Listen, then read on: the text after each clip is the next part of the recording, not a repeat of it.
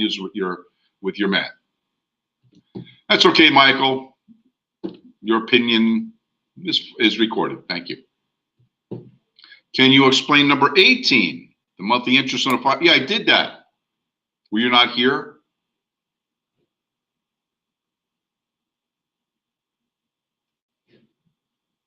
So guys, you come in late and you want me to redo the questions again. That's not really fair, is it?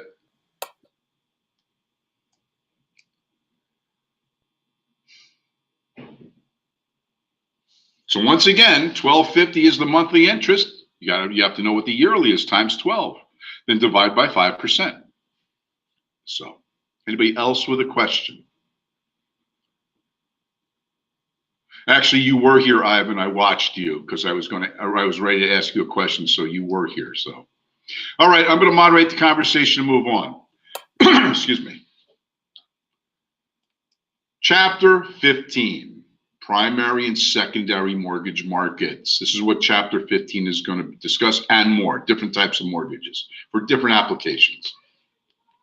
So when you complete this Chapter 15, you will be able to describe various financing techniques, identify sources of real estate financing, i.e., that means the primary mortgage markets, as well as explain government influences on mortgage lending and what the secondary mortgage market is.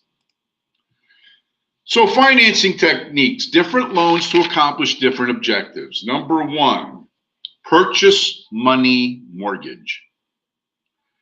Now, purchase money mortgage is primarily any loan that is used to purchase real estate. It really is that simple and easy to understand. Purchase money mortgage, most likely the first loan anybody gets to buy real estate. It may be a first, most likely is. It could be a second mortgage, depending on how it's recorded. But it is the money the person borrows to purchase real estate. That's all you have to remember. Purchase money mortgage, by definition, is the mortgage money you use to buy property, period. That's it. It could be any type of mortgage financing. It could be fixed rate, adjustable rate, interest only. It could be partially amortized, fully amortized. It could be fixed. It could be adjustable. It could be conventional, FHA or VA. It could be seller financing. It could be any number of those ways. Doesn't matter. If it's used to purchase property, it is a purchase money mortgage. The second type of mortgage is a reverse mortgage. You may have heard this on TV or from somebody else. A reverse mortgage is kinda, but very, very remotely kinda like a home equity loan, where the differences are you don't get the lump sum payment from the bank as a home equity loan would give you. And you have to qualify by being 65 years of age or older and own the home that you live in. Now, you can carry a small mortgage balance if you do, but you can't have large amounts of debt on the property to qualify for reverse mortgage. So a reverse mortgage is one where a senior citizen, 65 years and old. Well, let me just paint the scenario for you. There's a woman who lives in a home. She's 65 years old. She lives on a basic Social Security payment plus a small pension her husband left her when he died. And maybe that's about it. She doesn't have a lot. She has this very small mortgage to pay off. Her car's on the fritz, won't start, so she can't use a car. There's a hole in the roof that needs repair, or else she's going to have a real big problem soon. But she doesn't have any money to fix her car or fix the roof. However, she owns her home and lives in it. Because of the scenario, she qualifies as a perfect candidate for a for a reverse mortgage. So what happens is if she needs to improve her quality of life, she is actually cash poor, but she may be house rich. Think about it. Let's say she owns a home that's worth $300,000. She carries a $10,000 mortgage that has to be paid off. It's okay, because what she can do is this: apply to the bank for a reverse mortgage, where the bank would send out an appraiser on the property once establishing she's an owner occupant, a senior living in the home, owns it, and what the value of the home is. So they come up with a $300,000 market value in the home.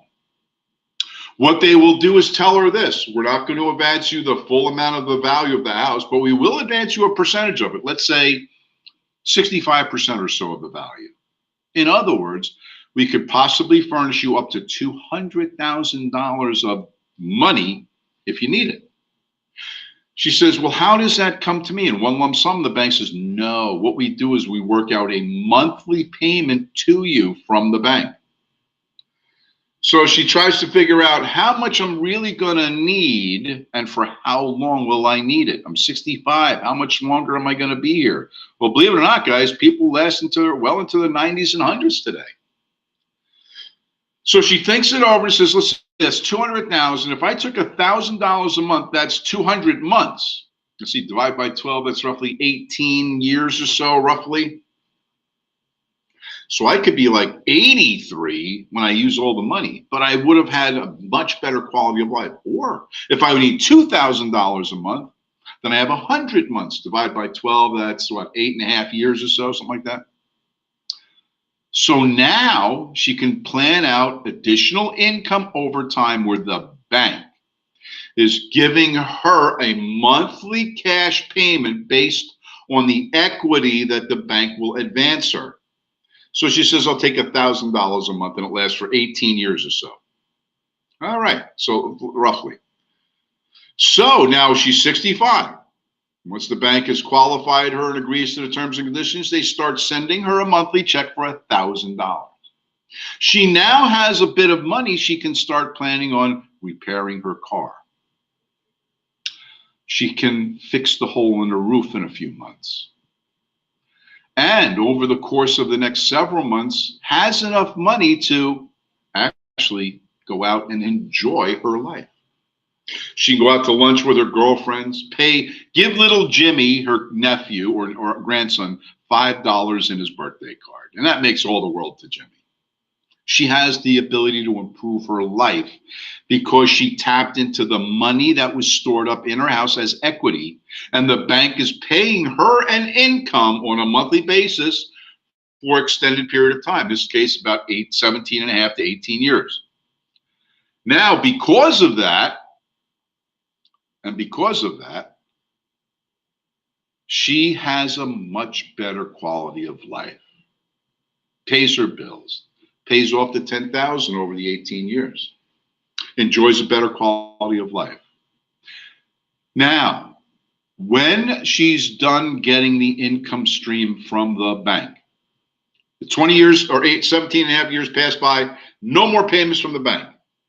Well, she doesn't have to worry about repaying it right away. What? Yeah, under a reverse mortgage, the practice is when the last borrower, her, leaves the house, she dies, or she decides to sell, or whatever. Whenever the last borrower leaves the house is when the money is due to the bank. So after 17 and a half years of living a much better lifestyle, she decides to sell the house and move in with her son.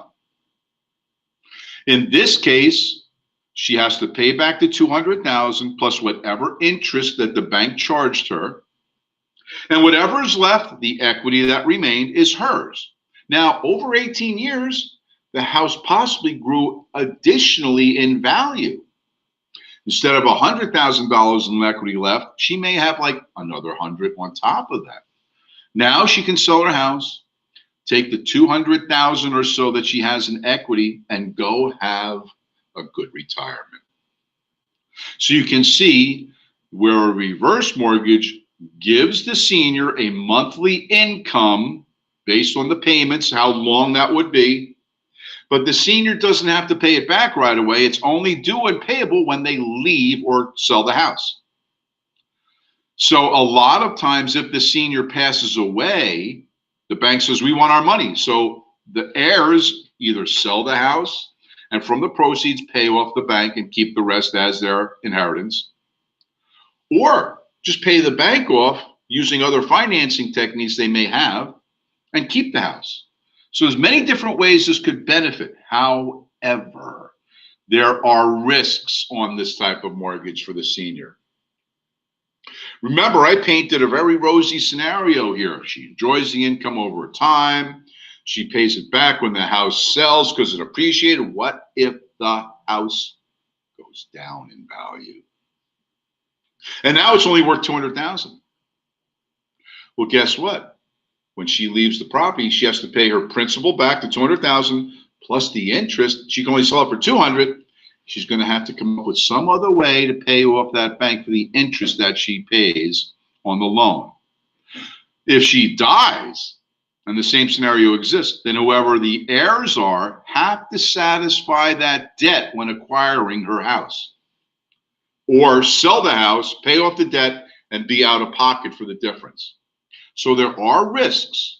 This is not for everyone, but it is a way for a senior to improve their quality of life. So are there any questions regarding purchase money mortgages or reverse mortgages so far?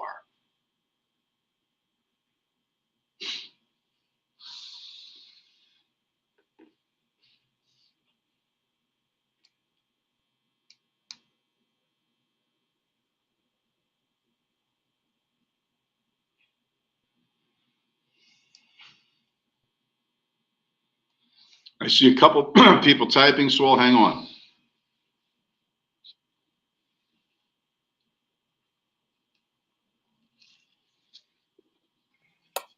What is the main idea of a purchase money mortgage? I'm sorry. I don't understand your question, Bruce. Reverse mortgage. What if she dies and there are no heirs? Bank takes house? Yeah, pretty much. And then whatever's left over, if there's anything, the state would do a law of descent search until they find an heir, give it to them. But if not, they'd keep it. Maximiliano. It's just money used to buy real estate. The purchase money mortgage. Yes, exactly. Paint a picture of purchase money. I'm sorry, I'm not painting pictures, Saad. It's a very self-explanatory concept. Purchase money mortgage. Money used to purchase real estate. There is no other meaning. I think that's pretty easy to comprehend.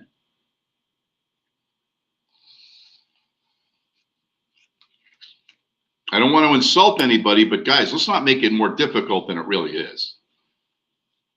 If someone wills you a house, do you have to take, okay, Peter, that's way off topic and not part of our conversation, so I'm sorry, but I'm not going to address your question.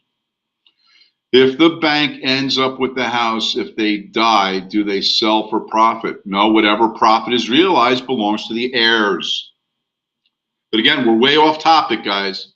We just have to know what a purchase money mortgage is and what a reverse mortgage is. You guys are trying to push it. What about, what if, and guys, again, not part of the topic, not part of what you need to know to pass the test. Again, if we had time, we're talking over drinks, be more than happy to shoot the breeze with you. But we're getting off topic by just thinking what ifs and all that. So let's stay to the point of the conversation, please.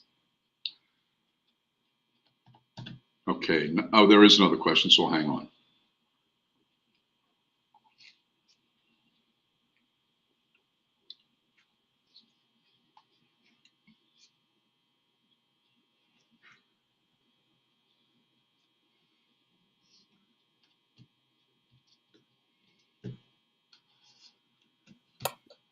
We should do a Zoom with beverages and talk off topic one day. How about if we just screw the COVID-19 and go out and have ourselves a blast and do it? Just saying. All right, guys, I do want to, yeah, I'm in. All right, see, how about we do this? Let me just moderate the conversation and move on because we do have a whole chapter to get through. I'm with you, James. Maker's Mark. There you go. Or a nice Macallan, something like that. Beautiful. All right. Next, shared equity mortgages. What the hell is that? Never heard of it. Well, believe it or not, it is a product. A shared equity mortgage is where the purchaser needs financial help with a project or a purchase or a flip or something. So they approach a bank and say, do you offer shared equity mortgages? And if they say yes, he says, okay, I need money to do this. And when I sell my house, I will share in the profits with the bank as part of your profit margin. If the bank agrees, they make the loan, the person sells the property, and when they realize profit, they split it with the bank. Doesn't matter why someone would use a product like this or what was the mindset of the guy when he went to the bank. We don't have to worry about that. All you have to remember is there's a product called the shared equity mortgage, and it works where the purchaser needs financial assistance, goes to a bank and agrees to share the profits of the project when sold to get the money from the bank. That's all you got to remember. Home equity loans. Now, there's a home equity loan and there's a home equity line of credit. There's a difference. Home equity loan is where the bank advances to the owner of property a specific amount of equity that's in the property as a cash payment to the borrower. In other words, I own a $500,000 house. I only have $200,000 of debt on it. I have $300,000 of equity. The bank may choose to give me up to, let's say, $200,000 of that equity as additional income if I need it. So I said, yeah, I'm doing a major renovation on the house. I need $200,000. So they agree to advance me $200,000 as an equity mortgage. When I use the $200,000, I get a one lump payment from the bank of $200,000. But right after I get it, I have to start paying that back along with my normal mortgage. So when I do, I can improve the quality of my house, make it much more valuable, build more equity, have it reappraised, and then refinance the entire package to a much more affordable way of financing. However, be very careful in your home equity loans. The reason I say that is it's based on current valuations. You own a house for $500,000, you only owe $200,000, you have $300,000 in equity. You take out an additional $200,000. In essence, now you owe $400,000 on that property. What if the market turns south and goes down to $350,000? Well, you borrowed up to $400,000, it's only worth $350,000. So if you were to sell, you'd have to come out of pocket $50,000 to satisfy the debts. And that's what happened to a lot of people in 2008. From 2002 to 2007, properties increased value tremendously, 30, 40, 50% per year in value. And that went on for 4 to 5 years. So values were up here. They originally bought them for down here. So they borrowed on the equity. Every time the valuation was increased, they borrowed more equity. So now they owe here. This is how much they owe mortgage money on. And in 2008, the market went down to here. They still owe this amount of money, but the home's only worth this amount of money now. Therefore, a lot of short sales occurred. We talked about that yesterday. A lot of foreclosures occurred. Talked about that yesterday. So if you're planning on borrowing equity out of your home to avoid the impact of a market downturn, you should use that money and put it back into your home to increase its value.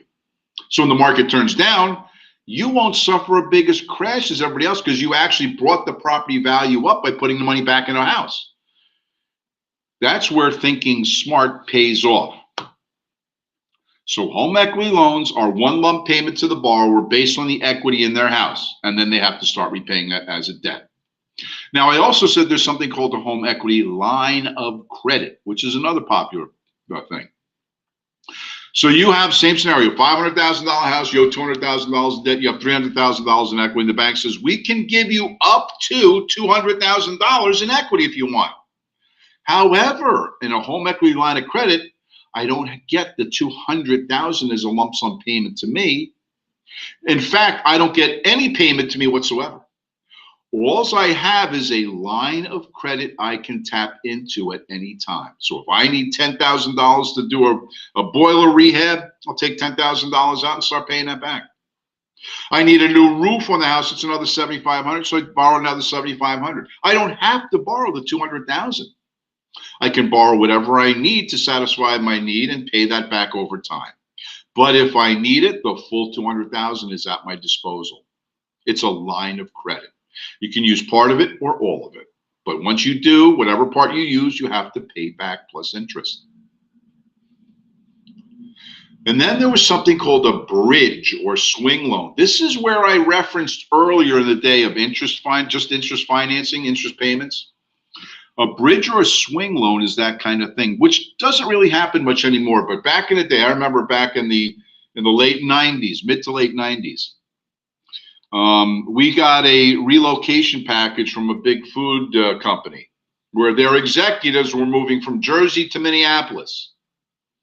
That meant these executives had to sell their house in New Jersey, but before they could sell their house in New Jersey, they had to be out in Minneapolis and they had to buy new houses in Minneapolis. In other words, they had to float 2 mortgages at once. Their company offered them bridge loans, which means the company would charge that executive an interest-only loan based on the total value of the 2 purchases. All the executive did was pay an interest-only loan after he bought the new house. And then when the house in Jersey sells, that amount from the sale, whatever equity they garnered, is applied towards that loan overall. And then a new refinanced one loan goes to that executive on their new house in their new location. During the time where they couldn't sell the old one and had to buy the new one, they're carrying 2 mortgages. So the company created what was called a bridge loan to get you from one point to another. And it was an interest-only payment, no principal charge.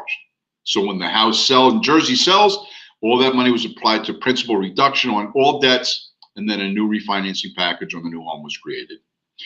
Interest-only loans are typically very short-term type of loans, and that's what this was designed for.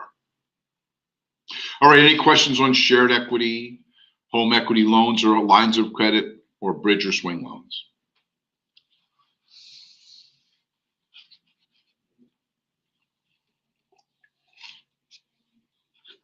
You still got me watering over Maker's Mark.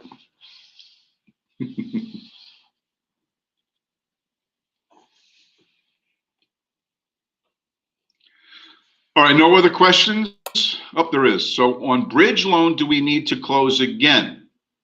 In this case, one of their perks of the executive classes in this company was that the company took care of all closings, all costs, everything of the transfer. So in this case, yeah, they benefited big time from it. All right, and that's what there is another question, so I'll wait.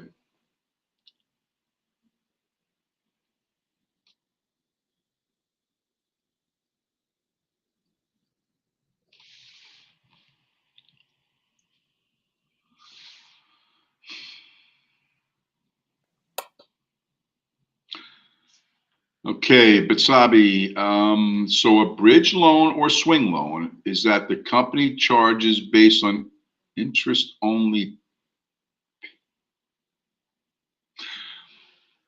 In this case, the charge to the executive was interest only on the total amount of financing. That's all they had to pay. No principal reductions, just interest. And it's a temporary financing scenario, that's all. I don't know if I answered your question, but I don't know if I really understood the question at all. Okay, you got it. Okay, good. Well, okay, was there anybody else? Okay, let's move on then. Package mortgage.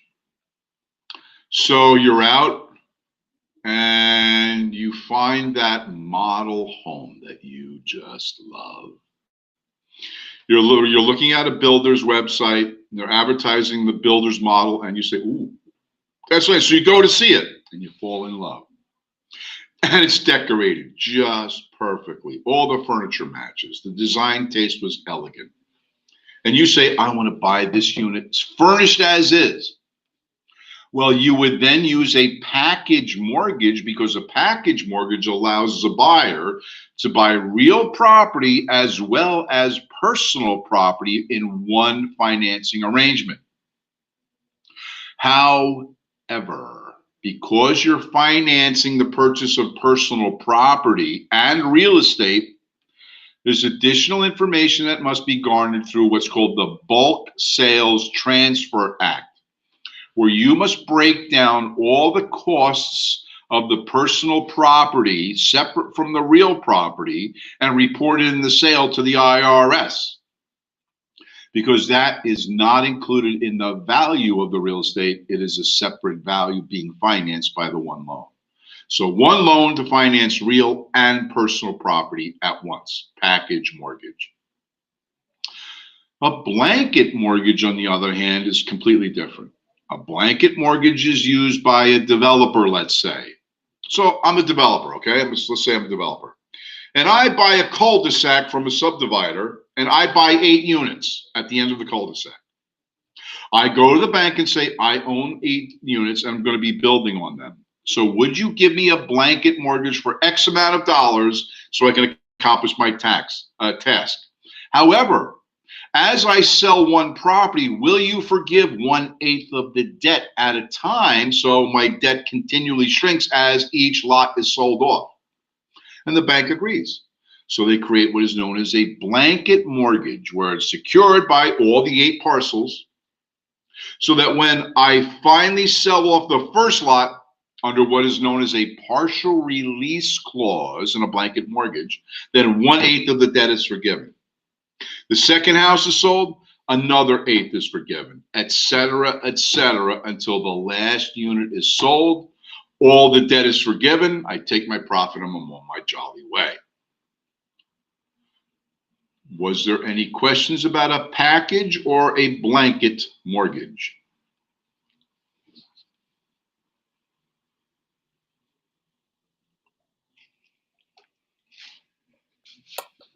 When do you mean by forgiven? That means you paid it back. Once the loan is done, your debt is forgiven.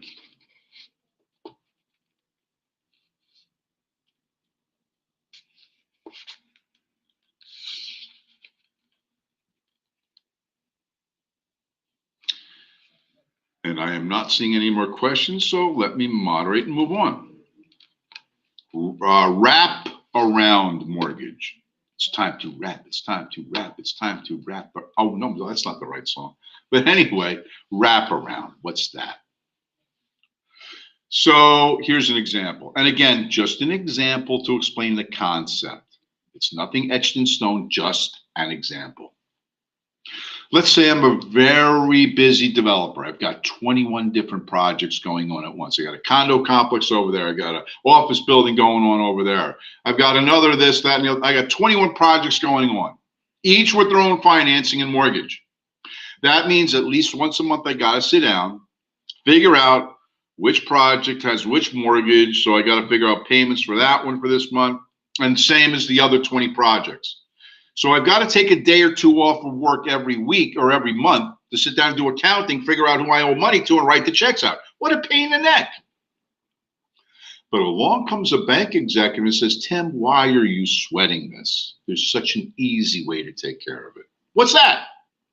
All you have to do is get a wrap around mortgage where the bank will service all 21 loans for you by making one payment to the bank every month. What was that? So if I make one payment to the bank every month, from those proceeds, it will service all 21 loans? Yes. Well, golly, I don't have to take 2 days off of work every month. All I do is write one check. It's not very confusing. It's very simple to do. I pay for convenience by using a wraparound mortgage because guess what? This guy's charging me interest too for being a servicer. But he's doing all the work. I just have to write the check. Now, I'm going to caution you, because if you ever do a sale that includes a wraparound, which you probably will never do, but if you do, it's got to be spelled out in your sales contract.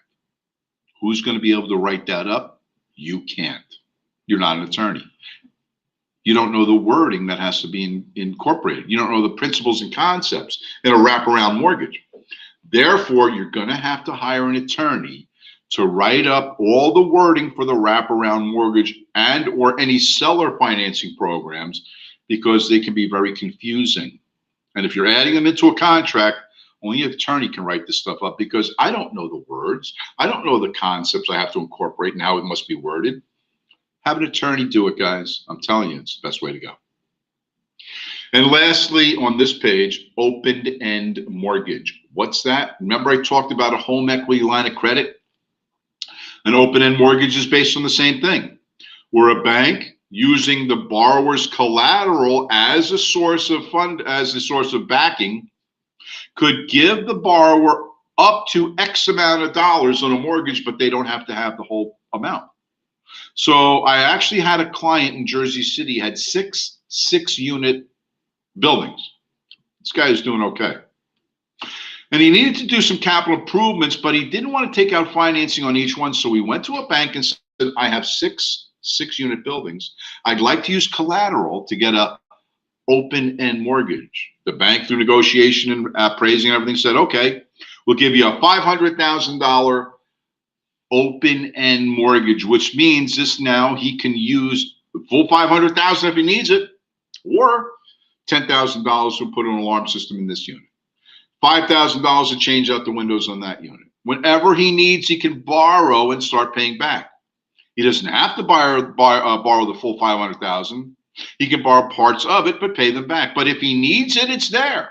It's his if he wants it, the full $500,000. But then he has to repay it.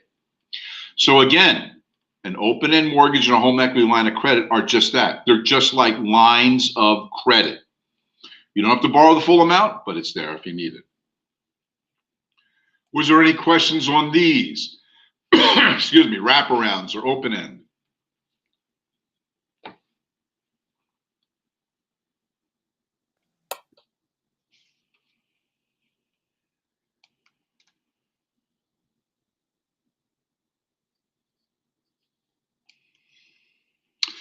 So what's the difference between line of credit and open-end mortgage?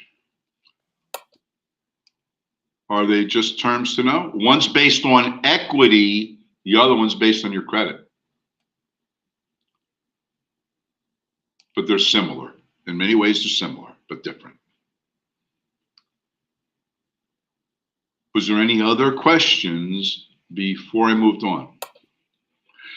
Are the interest rates on these different types of mortgages usually on par with your standard residential mortgage? Usually they're a little higher because they're more risky. However, if you're doing a home equity loan, and this is just a hint, it's not part of your course. If you go to the same bank where you have your loan, your mortgage loan, they usually give you a little break because you're using one financing source for all your debt. And here's a secret. They can usually discount you an additional 0.5% if you allow for automatic withdrawal on your checking account to pay. So you actually can do very well with the same source financing. Just a comment. Okay. Are package mortgages available for VA and FHA loans?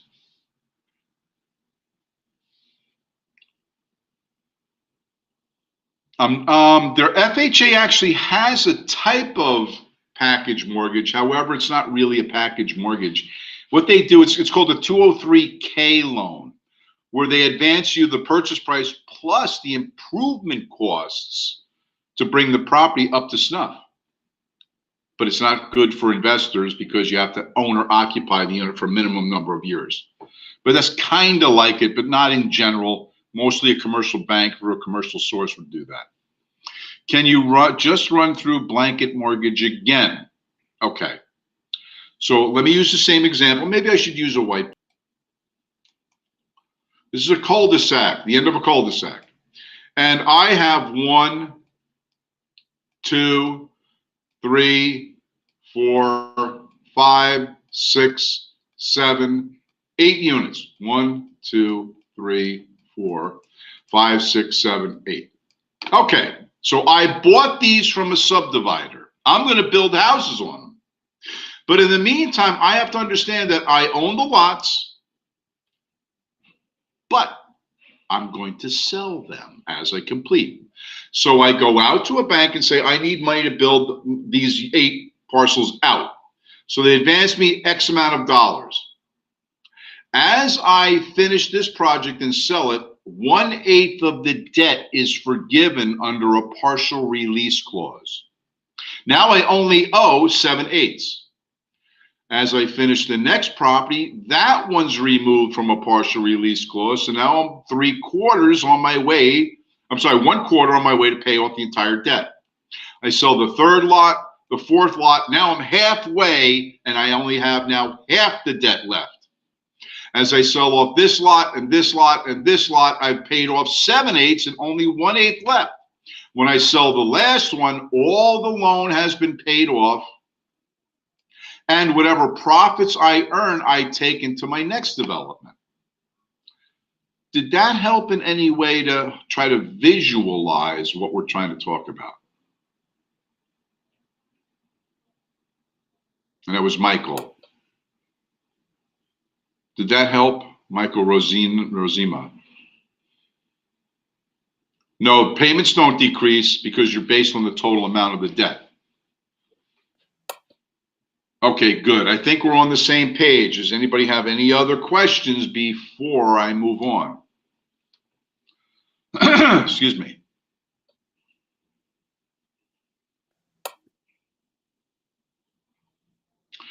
If there's no penalty for early payment on a loan, why would you need a wraparound mortgage? Isn't this basically just paying off? No, I'm sorry, Michael. Maybe I didn't explain it well enough. Let me do it again. I have 21 ongoing projects. They're not even close to being completed. It's not a consolidation loan, if that's what you're inferring, where all of those loans get refinanced into one loan. No. This loan, I make one payment and it services all 21 loans. That's what I'm talking about. That's a wraparound. Again, Ivan, we did an open-end mortgage a couple different ways. Maybe if I can visualize it would help. So you have the ability to borrow up to $500,000 on a single line of credit, home equity line of credit. You can borrow up to $500,000 or an open-end mortgage. You can borrow up to, but you don't have to, $500,000. I only need $20,000 to do a project, so I only borrow $20,000. That leaves me $480,000 left I can borrow against if I need it. So I knock out 20 grand, I have 480 left. Then I have another project that demands 60,000. So now I have 420 left, etc. As I can keep borrowing against that money, I reduce the available line of money I'm available to get, but I could, if I need it, take the full 500 all at once. So I don't have to borrow the full 500. It's there if I need it, but I only can take, incremental units if I need it, and pay them off as I borrow. I don't know if that helped, but hopefully it did. Ivan, did that help at all? I meant to refer to a blanket mortgage in the last question. I'm sorry, what was your last question, Michael Blum? If there's no, so this is for a blanket mortgage now. So, guys, again, it is a financing technique. That's all you have to know. That's all you have to know. That a blanket mortgage is a form of financing that applies in a certain way. Why someone would do it is regardless of the fact that this product exists. You don't have to know the reasoning and the psychological inquiry into why I should use that loan and could I use other products. It exists for you to understand and pass the test. Other than that, it doesn't really matter. Will the interest rate be the same as the original interest rate on the mortgage if you were getting open-end mortgage? It depends on you and the bank and your available credit line and your ability to pay. It's always individually satisfied between you and the bank to figure out. I can't tell you what it's going to be. It's but between you and the bank to figure out. Okay, guys, again, I don't want to sound demeaning in any way, but let's try to keep focused on the products or the topics being discussed. so we don't, wander around and get confused. That's all I'm trying to say. All right. So I'm going to moderate the conversation and move on. Construction loans. This is a type of temporary financing, which usually has a high rate of interest. So let me try to explain without drawing pictures first. So let's say I purchased a piece of property that's going to be my dream home. I purchased it 10 years ago. It's worth $500,000 in today's market. It's a nice piece of property, nice location. I want to build a house that's appropriate for this lot and this prestigious neighborhood. So I call my builder and my architect. I said, Mr. Architect, design me a house that's going to fit in this neighborhood on this lot. And Mr. Builder, I want you to tell me how much it's going to cost me to build. I don't want to exceed $500,000. $500,000 is my ideal price to put. So the architect puts pen and paper together, comes up with a drawing. The builder now calculates square footage, how much it's going to cost them to build, supply, material costs, labor, etc. Comes over the figure. Together they figure out we can build this style house for $500,000 if Tim likes it. So they bring the plans to me and I say, yes, that's exactly what I'm looking for. And the builder says, okay, when do I start building? The architect says, where's my fee? And I say, wait a minute. Let me get financing first. So remember, I own the lot, $500,000. So me, the builder, and the architect go to the bank. We sit down with the corporate vice president and they say, show us your plan. So we show them the location of the lot, the size of the lot, the survey. They show them a Google Earth map of the surrounding community, show how prestigious and nice it is. And then we show them plans for the house we're going to construct on this lot. Through questions and answers and some queries, they decide this is a good project. They will give me the $500,000 I need to build this house. But they don't give me any money when they approve the loan. In fact, I don't get a penny, but I'm required to start paying the bank immediately, and I have to pay them interest on the $500,000 every month until I'm built out. So I start making my payments to the bank, and the bank says, okay, go ahead and build. So I tell the builder, have your guy go out, clear the lot, put a foundation in. He does. The bank says, stop. They come over and look at the project. If everything is to their approval, they give me a check for the amount of labor it cost me and materials it cost me to date to pay off the guys who cleared the lot and put the foundation in. So I pay them, they're done. I'm still making interest payments to the bank this entire time. Then the bank says, okay, resume. So now the framers come in. They frame the house, put walls up, put windows, doors, and a roof on to weather tight it. They say, stop.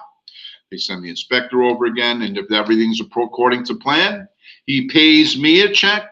Then I now pay the contractors off for the labor that has been done to date, and they're paid off. Then the next phase, which is going to be plumbing, electric, any other power issues, before installation goes in. Again, in each phase, the inspector from the bank comes over and inspects. We pay off the contractors to date. And it goes like that through each phase until the last contractor is paid. So now I have a piece of property with a beautiful home that I borrowed $500,000 to build, but I owned the lot of $500,000 under it. Now the bank appraiser comes out to appraise the property, and he appraises the property now at $1.5 million. Wow. That could be the value of the property based on the numbers I just ran off. $500,000 I acquired the property for, $500,000 building cost, projected resale, $1.5 million. So let's say I just realized that instead of occupying my dream house, I'm going to sell it. So a buyer comes along and offers me 1.6 for the house. So when I sell the property to the buyer, I get a certificate of occupancy from the town. From that, the buyer pays me for the property, $1.6 million. I pay the bank off of $500,000 for the construction loan plus their interest. Remember, I've been paying interest this whole time. And since I owned the lot $500,000 outright, there's no debt on that. So my profit would be $1 million. Now I've got $1 million to go out and do something else. I buy a $1 million piece of property, have a $1 million house built, and now it's worth $3 million. You see where this can go. I'm just projecting this based on resales and profit margins of 33%. But again, a builder will settle for 20% return on his investment if that's what he gets. But a construction loan is an interest-only loan that the borrower must pay until the property is sold, at which time the proceeds pay off the debt, or maybe I choose to live in that house. Seeing that I owned the lot for $500,000, I borrowed $500,000, I have automatically 50% equity in the property based on current values of the construction and the acquisition cost.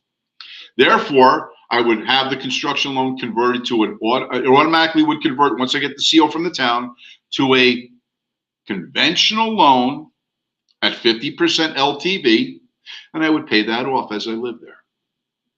And then if I sell the property, again, I'll make the profits that I hope. So again, a construction loan is a temporary form of financing using interest payments only. But then when a CO is earned and I live there, then it converts to a conventional loan and I start paying that back. If I sell it, then the profits from the sale go to pay off the loan plus interest, and I keep the rest as profit. Did anybody have a question about how a construction loan works? I've done a few of these.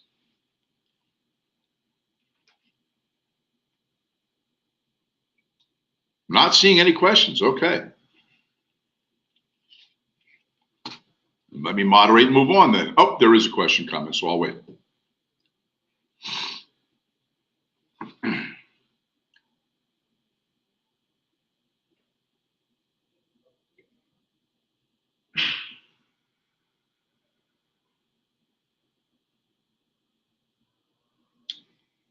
Sorry, Ivan, is there a question? I see it coming and going often. Just not sure if you're asking a question or not sure if your dialogue bar is open.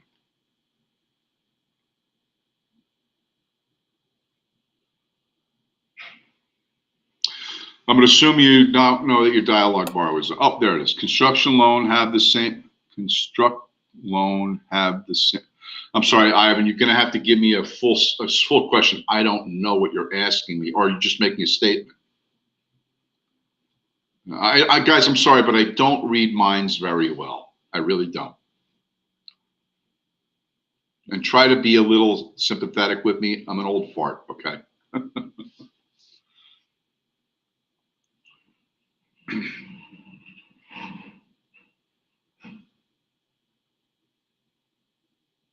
Was there any other questions before I move on?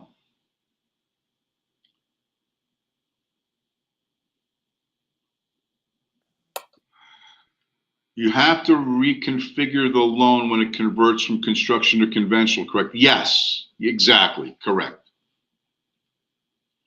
All right, I'm not seeing any other questions, so let me moderate and continue. Sale lease back arrangements. What? Yeah, actually, the house I live in right now, when I purchased from the little old lady, she called me a month before closing. Now, we were scheduled to close in January, and I had a loan commitment and a rate lock until the end of January. And it was a really good rate, and the rates were starting to go up. And she called me and said, we have to delay the closing 2 months. I said, whoa, what? You have to delay the closing 2 months. Why? I'm not ready to move. I said, that's unfortunate. Why aren't you ready to move? Well, my daughter hasn't prepared the house properly for my arrival, so she told me it's going to take an additional 2 months. So I'm going to stay here for 2 months and we'll close in 2 months. I said, no, because I have a financing package that expires at the end of the month. And if we continue, rates are going up, I'm going to have to charge more. So I need to close in January. She goes, but I can't. I said, well, what if we did a sale with a leaseback arrangement? And she said, what? Exactly. So this is how it works. And this is how we worked it. At the closing, we actually closed in January. At the closing, Everything was complete, except as soon as we finished closing the deal, I gave her attorney a lease contract to commence today. And it was good for 2 months occupancy, in which the grantor, the seller of the property, now becomes a tenant in the property of which I own. So in other words, she sold me the property and is now leasing it back. So we structured the loan that she would pay me X amount of dollars per month, covered my ongoing costs of ownership plus a small percentage of profit. I didn't want to soak her. And then after 2 months, after she paid me the 2 months, she moved down to Florida and everything was cool. I took possession of the property and everything was righteous. However, let me be a word of caution here. This doesn't always work out to the buyer's favor. In fact, sometimes it's very detrimental to them. How so? What if that tenant, after the 2 month period, says, I'm going to stay another 2 months? And if I say, well, if it's okay, then sign a new lease, they say no. In fact, they stop paying me altogether. Now they're tenants in a property that I own and they've defaulted on their lease. Well, guess what? After 3 months of non-payment, then I can take her to tenant court to get her evicted. What? Yeah. This is a problem.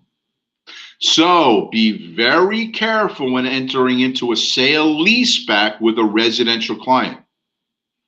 Now, this also works in a different scenario. Let's say I am a startup.com billionaire to be boys and I'm going to make a fortune. I'm a wannabe. I don't have the kind of money I need to create my office complex. In fact, I have very little working capital at all, but I have a great product that I know that if I could manufacture and develop and market and get it out to the buyers, they'll buy it in droves. So I find an investor and I sell my corporate offices and ground to them for a price. Now, I don't vacate the building. I stay on as a tenant and work out a rental arrangement with the investor who now owns the property. By doing so, I've generated a large cash infusion of capital into my company so I can manufacture, develop, transport, and market and sell my product. In the meantime, I'm making small rent payments to the investor. Then, when I realize my bajillion-dollar profit from the sale of this wonderful thing I created, at a predetermined time, I go to that investor and pay him off to reacquire ownership of the building and the grounds and give him his profit that's due. In other words, a corporation can raise much needed cash capital by selling their property, but then leasing it back.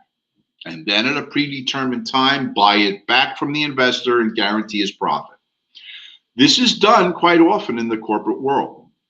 So sale leaseback arrangements have their place, but be very careful and make sure your attorneys furnish the wording of the conditions of the sale leaseback in your sales agreement so that you don't get screwed by someone trying to take advantage of you. Was there any question on a sale leaseback arrangement or what it's all about?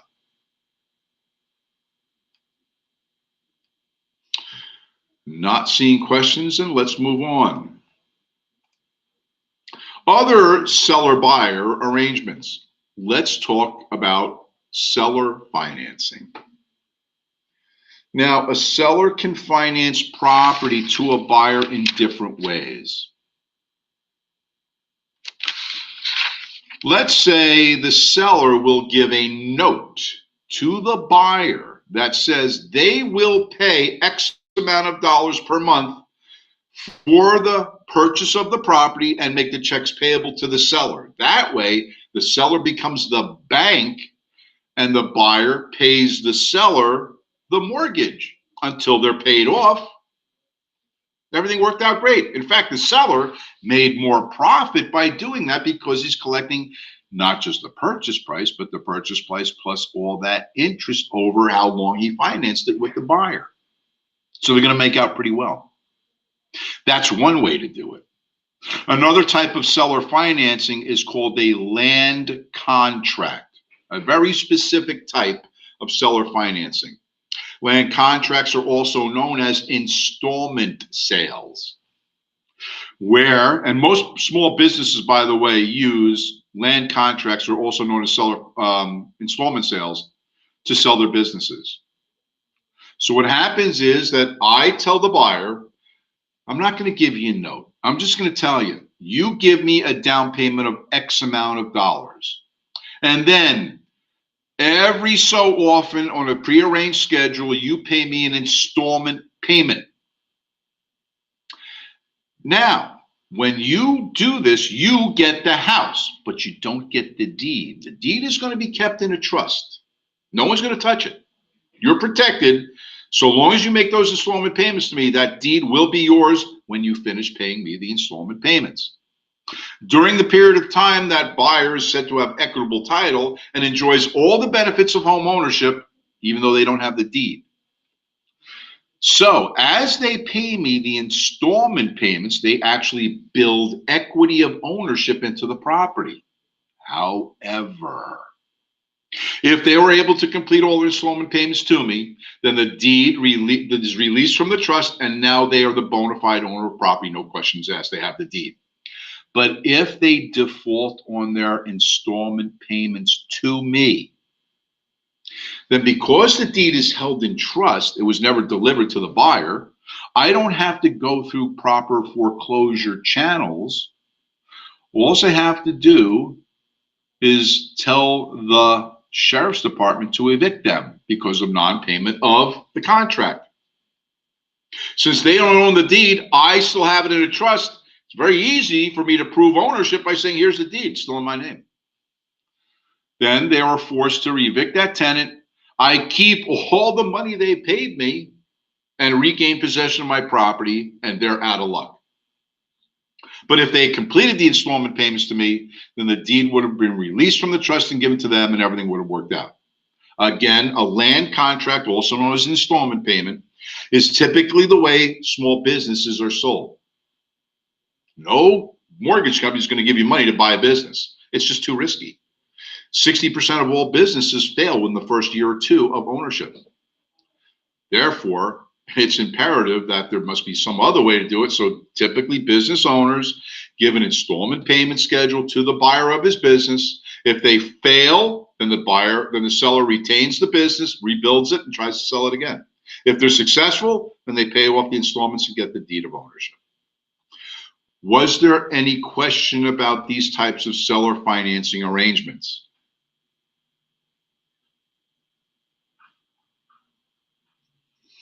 Okay, no questions, moving on. Lease options. What? You've heard the term rent to own, haven't you? Or rent to buy. That's a lease and a purchase in one contract. Now, this can work a couple ways. You could have a lease with a purchase option, or you could have a lease to purchase contract. They sound similar, but they're different.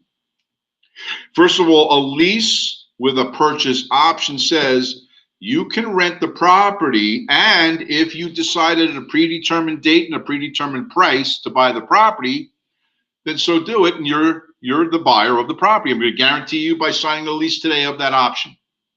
Now, I can't withdraw that option since I give it. However, the renter, their responsibility is either to fulfill that option by agreeing to purchase at a predetermined price at a predetermined time, or to not exercise the option. They review the market and the house isn't worth the price I quoted. So they say, no, we won't exercise our option. They end the term, they go out, and I still own the property. Whereas a lease to purchase contract is structured a little differently. Mr. Buyer, what I'd like to do is ultimately sell this house, and you said you had interest in buying it. What I would like to do is structure a lease to purchase deal with you, whereby for the first 2 years, you are a tenant in my building. We're going to sign a rental agreement for that 2-year period of time. Plus, we're also going to sign a purchase agreement that at the end of the 2 years, if you are going to buy the property, I will credit X amount of percentage of rent, say 20 to 30% of their rent payment to me, as a down payment for you.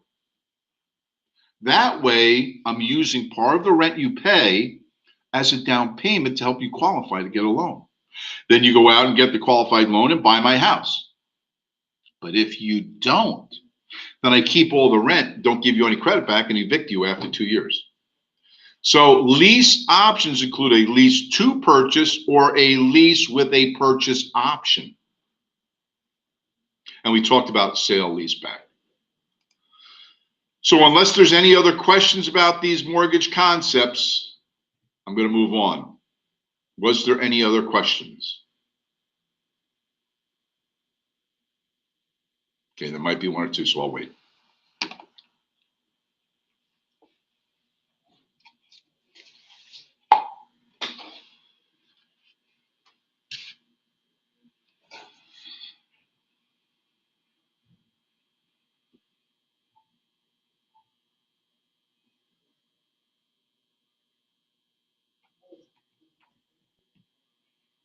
I see Sean and Manuel asking questions.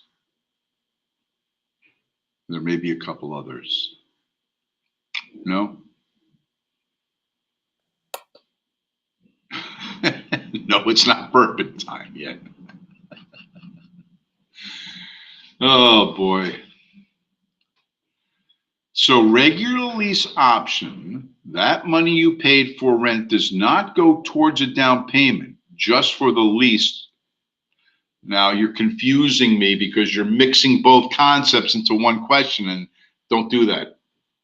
Remember, I said there could be a lease to purchase, which part of the rent is credited as a down payment, or a lease with a purchase option, which means part of the down payment is not coming from the rent. So again, I think you have them both confused into one question, Sean, or else I'm totally misunderstanding your question. Okay, you got it now. Good. Which of the two options will be better for a buyer to go for? Doesn't matter for what I'd say. It's whatever the buyer feels is a better option for themselves. So rent to own us the same as these. So rent to own is the same as a lease to purchase. That's exactly, this is just two different terminologies for the same concept. Yes. All right. Not seeing any other questions. Let me moderate. And, oh, was there? No, I didn't see any questions. Okay. Now, for the next 10 minutes until we take our bourbon time coffee break, for those of you so inclined, guys, it's a little too early for me. I got to complete the class before I do that. But anyway, we're going to talk about the primary mortgage markets. Where do you go to get mortgage money? Well, there are many, many, many different available options for these people. However, we actually talked about one that's very critical if you're a veteran. That's the VA, right? If you're a veteran or know a veteran, steer them to the VA. They're going to get the best rates, terms, and conditions with possible zero down payment financing. There are other sources to get money. There's the corner bank, the savings, or the bank where you keep your checking and savings account, commercial banks, mutual savings banks. Life insurance companies do mortgages today, believe it or not. MetLife down the road here in Bloomfield does reverse mortgages to their policyholders who have policies with them. Because if they got a policy, might as well wrap up their mortgage needs in one umbrella. So they do reverse mortgage financing, and other insurance companies may do other types of mortgages. So mortgage companies could be a source of mortgage money. Mortgage bankers, that's a bank that does nothing but lend money for mortgages. Or a mortgage broker, an intermediary who brings borrower and lender together to form a relationship where the borrower gets maybe an option or two to choose what they want to do. And then there are credit unions, and my goodness, if you are a union member, that's where you go. Bar none, that's where you go. You're a brother or sister in the union, and you are going to get the best terms, conditions, anything, because you're a union member. So if you have a credit union, that's where you should go. But the role of lenders, as far as the perception of the public, has changed, and changed greatly over the past 20 years. Up till about 7 or 8 years ago, the primary source of mortgage money was your regular banking sources, the credit unions, the mortgage banks, the corner banks. Everybody was in the game. However, just this past spring, I read a study that said the new king of mortgage is not the banks. The primary place where borrowers go to get money is from non-traditional banking sources, primarily online lenders. They're getting the lion's share of mortgages today because that's where people shop, is online. Rocket Mortgage, Lending Tree, you name it, they're out there, right? There's a whole bunch of them. Well, guess what? If I'm online looking at houses and I can just click a button to find out what my financing options are, and Lending Tree says, hey, we can pre-qualify you and get you a loan. All you do is click a button and answer a couple questions. Boom, I'm doing it, and then I'll get a loan from them, hopefully. So traditionally, it was the banks and the credit unions and mortgage bankers and mortgage brokers who did the lion's share of the lending. Today, it's your non-traditional online lending institute that's doing the lion's share of mortgage financing for the residential purchasers. Does anybody have any questions about what I'm talking about, or confused about what our topic is? Are we all on the same page? Everybody's cool? I'm not seeing any questions. Is my microphone working?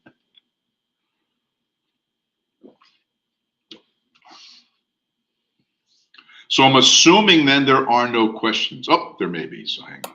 Yes, it's working. Good. I just want to confirm that, make sure we got an open communication going. So you guys are good. You got all this understanding. That's great. So let's move on then. The credit application process. Ooh, you mean I got to apply for a loan? Yes, you do. If you want to buy a house, most likely you're going to need somebody's money to finance your purchase.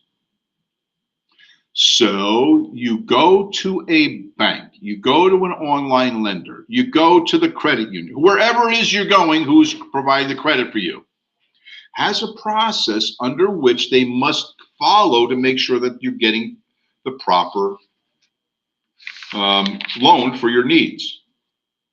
So, real quick, application for credit. When I was a Ute, remember a Ute? What's a Ute? Well, youths, Your Honor, you're youth. When I was in my Ute, right out of college, I decided that 1982 Camaro Z28 IROC V8 5.0 liter 5-speed manual transmission with the T-tops and the black paint and the black leather, and oh man, that was gonna be my car. So I stopped into the Chevy dealer and I filled out a credit application so I could buy my brand new IROC Z28 Camaro. I was gonna be gangsta, and before gangsta was gangsta, I was going to be gangsta. Well, as I sat down with the credit manager, he looked at me and says, I'm sorry, Mr. Jensen, I can't give you a loan. Well, why not? Well, first of all, you do have a good job and you do make halfly good, pretty good salary. But the problem is you've only been out of college a couple of years and you don't really have a lending history. Well, I borrowed money to go to college. I'm repaying that. And he goes, good, but that means you're also indebted for a while, aren't you? Yeah, for like another 8 years until I pay it off. Well, that doesn't count for you, so you know. And besides, you answered a couple of questions that, frankly, lead us to believe that you're probably not going to be a very good credit risk. What do you mean? Well, in the credit application in 1982, they asked a couple of questions as follows. What is your age? So I filled that out. Are you male or female? Male. Are you married? Nope. Do you have any children? Nope.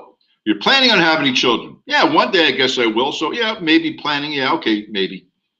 And various and so forth. I filled out the application for credit.